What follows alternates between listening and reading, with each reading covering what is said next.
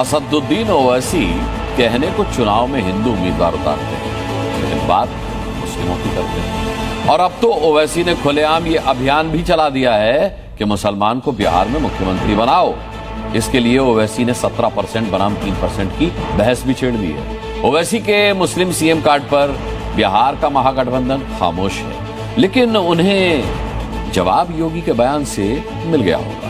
कोई मुसलमान चाहता है कि मुस्लिम होने के कारण उसको आरक्षण मिले, कभी नहीं मिलेगा, कभी नहीं मिलेगा।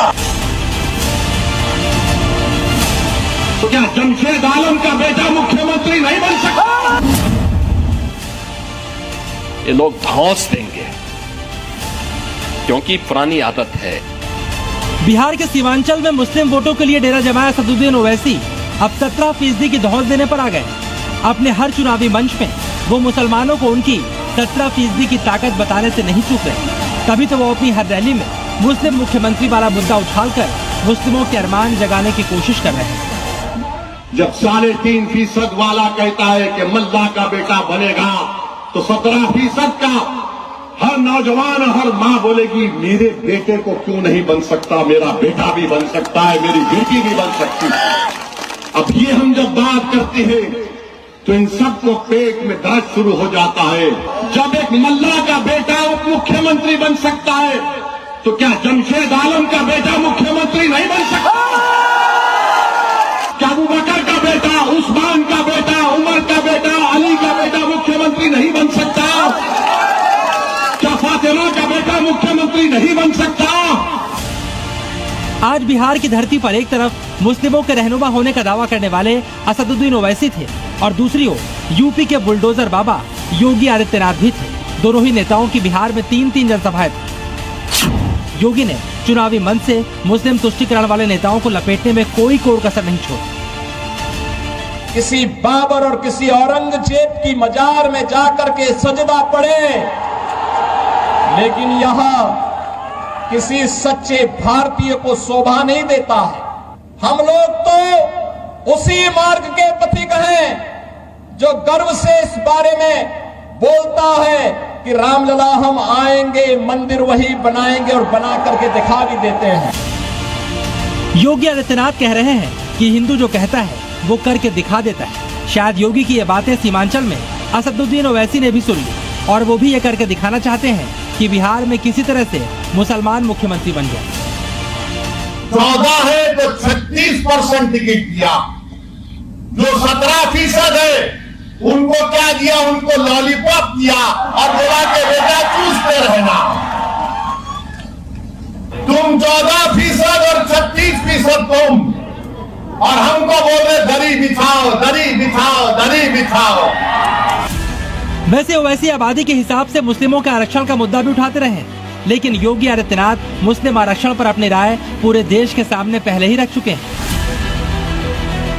कोई मुसलमान चाहता है कि मुस्लिम होने के कारण उसको आरक्षण मिले, कभी नहीं मिलेगा, कभी नहीं मिलेगा।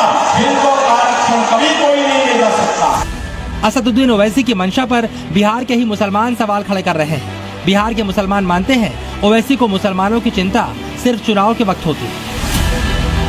आज उन्होंने कहा कि मुसलमान 18% में आके दरी बिछाएंगे, तो हमारा जो रहनुमा है वो आके हमारे पार्ट टाइम भी आकर के वो हमारे बारे में जाने कि हम किस हालत में हैं। ये अगर मुस्लिम प्रति बात कर रहे हैं तो ये इलेक्शन के टाइम में तो मुस्लिम भाइयों को समझना चाहिए कि इलेक्शन से पहले वो बात नहीं करते, जब इलेक्शन आता है तभी ये बात करते हैं।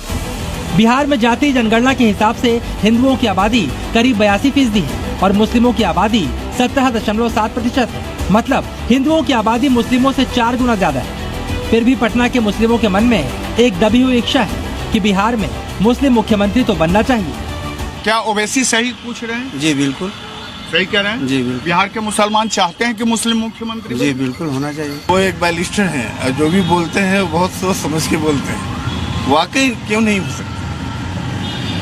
क्या वजह है कि एक मुस्लिम मुख्यमंत्री नहीं बन सकता? अब जरा बिहार के हिंदुओं को भी सुन लीजिए कि उन्हें मुस्लिम मुख्यमंत्री वाला ओवैसी का फॉर्मूला कितना रास आ रहा है। किसी बिहार के मुख्यमंत्री अब्दुल गफूर हुए, मुस्लिम समुदाय के लोगों ने बड़े बड़े पदों पर रहा है, तो ओवैसी जी को इस बात की जानकारी नहीं है। चुनावी माहौल में आके, चुनाव में आकर हिंदू और मुसलमान को ओवैसी नहीं भड़काएं।